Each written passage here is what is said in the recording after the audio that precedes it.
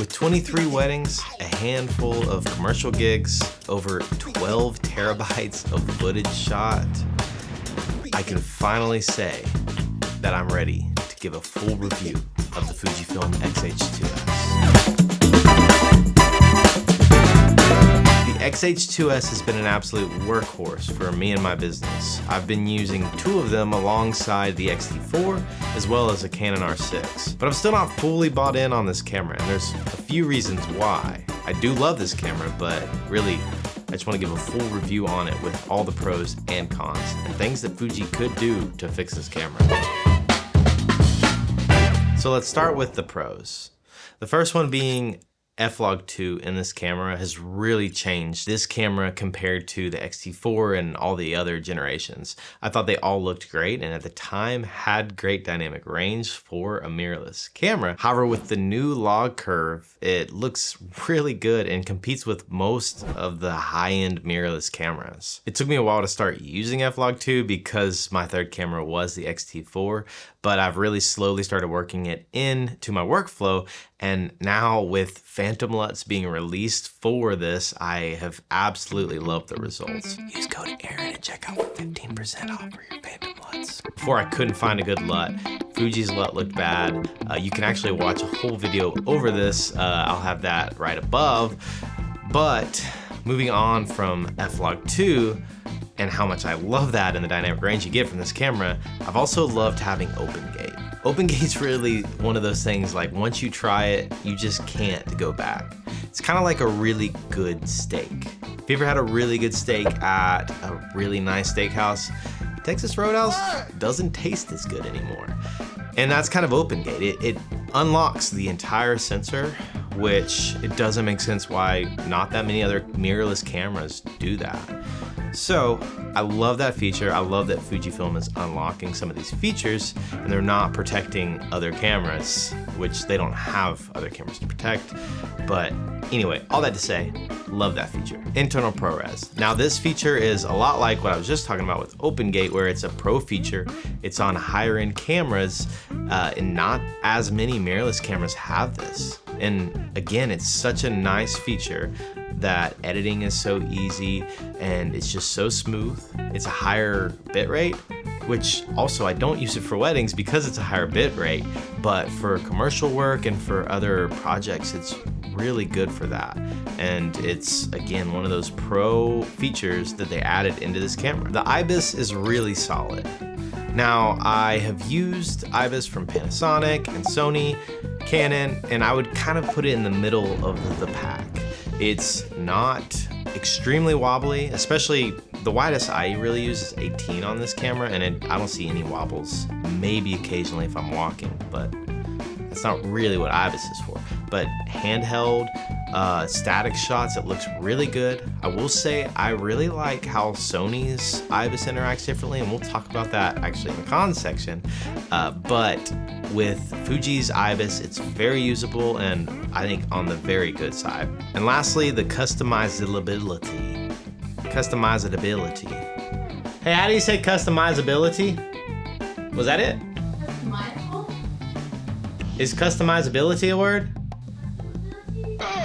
You can really assign any button to whatever function you'd like, and that's a huge pro because you can have it work perfectly for you and your system. Now, before we move to the cons, I have to address the elephant in the room, which is in-camera sharpness. I don't necessarily think this is a con, and there's a few reasons for that. Now, yes, the footage is very sharp, and one reason is this is a 6K sensor that we are using.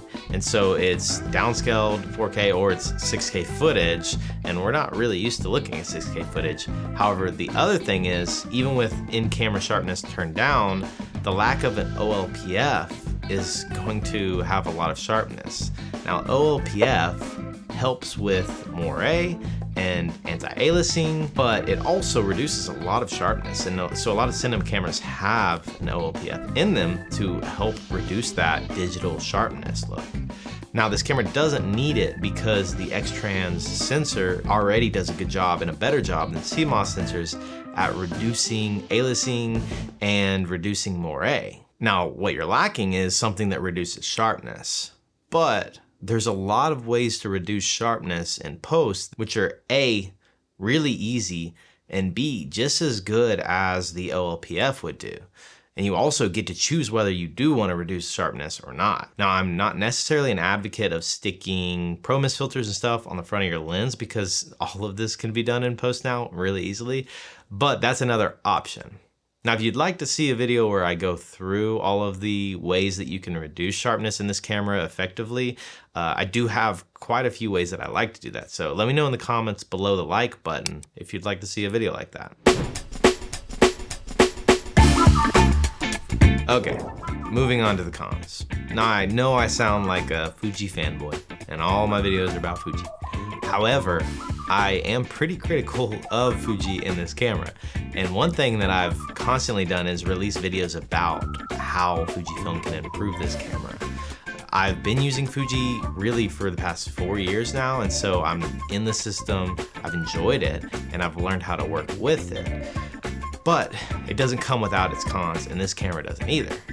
Now, a large part of my con list can be easily improved with the firmware update. So I'm gonna start with what we can improve with the firmware update and then move on to what I'd like to see in the XH3 or whatever the next iteration is on this camera. Now, speaking of firmware updates, Fuji did just release, like a month ago, a firmware update where the ISO can be mapped to the front dial, which is so huge. 11 months of this camera being out, I continually complained about, would send emails to Fujifilm. I know plenty of other people that let Fujifilm know that this was an issue, and they finally, almost a year later, released an update. So they are listening, and so there's no reason to not ask for other things. And ultimately, that would have been the first thing on my list, but I don't have to have that on my list anymore. The next one is, Fujifilm, please give us the red record box around the LCD while we're recording. Now, your very capable X-T5 stills camera has this, and y'all mentioned that this was a photo first camera, but your flagship XH2S does not have this. And it doesn't make a ton of sense because you mentioned that your XH2S was your video first camera. I feel like we should have a video feature like that the X-T5 has. The next is, I would love to have a global setting lock. Now, what I mean by that is when you're flipping through the custom settings, so for C1 I have 4K 60, for C2 I have 4K 24. I would love for my white balance and my ISO to not be changed. And really, because I want to be able to quickly flip between these. So say I step inside and my exposure and white balance is set for daylight, but then I step back outside, well then I have to readjust both of those. And then I go back inside and I have to readjust both of those when realistically I should only have to adjust it once.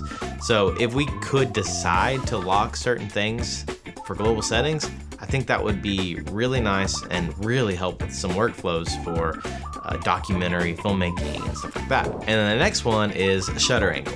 Now, shutter angle isn't that big of a deal, especially when using custom settings, because you can just have 1/120 and 1/48 for your shutter for those two. But I would really like to see video features like that added to this camera. And then maybe a few other pro video features like waveforms, false colors.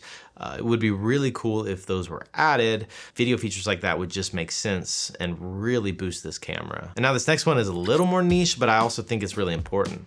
This camera has internal time code, yet we can't jam sync time code. And it kind of makes an internal timecode clock useless. So if Fujifilm made it where we could jam the timecode, it would make the timecode clock inside the camera useful. So I would love to see that feature as well. I think we should be able to output a 1080p signal while we're recording 4K in camera. The other cameras had this, the X-T4, X-T3, X-T2, and I would assume most others, but for some reason that stopped with this camera. And so I think that that would be really nice for a lot of workflows for monitoring, and for also if you wanted to record a backup ProRes that's only in 1080 to not use as much space, or for proxies, that would be really nice to have, and kind of unfortunate they removed that feature. A better menu system with some better touch features as well as on-screen touch features. Their touch features aren't great within this camera system, and so I would love to see that. And also, The My Menu system is kind of weird because it doesn't default when you click the menu button. And again, all the other cameras that I've used and had within the Fujifilm system do this. And so to me, it looks like they just missed this and it's a bug. Because why else would the My Menu system exist if it's not very convenient to access and all their other cameras defaulted to that? The My Menu system is for your most frequently used stuff. And so it's nice to have to quickly access. And then lastly, on things that could easily be fixed in a huge firmware update, and I say easy, I don't really know how much engineering goes into this, but a lot of these things that I've talked about were already in previous iterations or in other cameras that they have. The last thing that I would like to see is being able to change white balance and maybe a few other things that are locked while recording. It's really inconvenient when you hit record, it's looking good, but then you realize, oh, my white balance is a little off, and you just want to adjust it a few values, and then you have to stop the recording and re-record it. It's not the end of the world, but it would be nice, and some other cameras have this.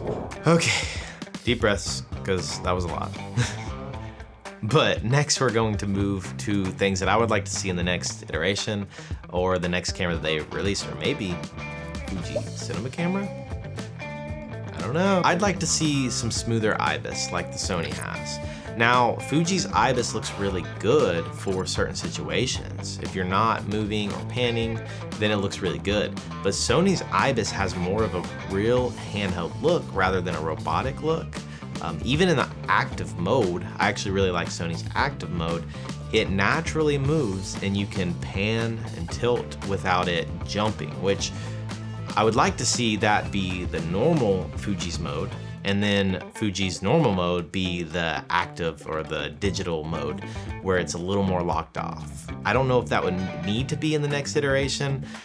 Maybe they would have to develop a new IBIS motor or something. However, I would like to see that feature. And more tally lights. It'd be really nice if we had a big record button that when we hit record, it turned red, maybe a few other tally lights on it. I think anything that lets us know that we're recording is a really good feature. And better autofocus. I don't think the autofocus is very bad for Fujifilm, and I think it's probably the third best, maybe behind Sony and Canon. However, there's a lot of features that I would like to see that Sony and Canon have that Fuji doesn't.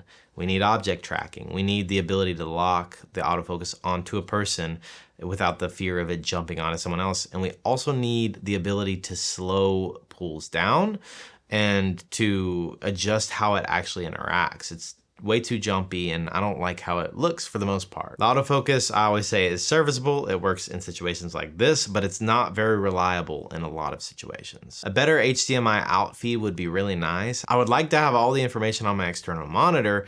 However, it looks really bad, clunky, and it's also extremely soft. And so it's not the normal signal. It doesn't work well. So you have to do the clean feed. And then my last dream wish, maybe for a cinema camera or maybe for the XH3, I'm sure they could work this out, hopefully, would be internal NDs.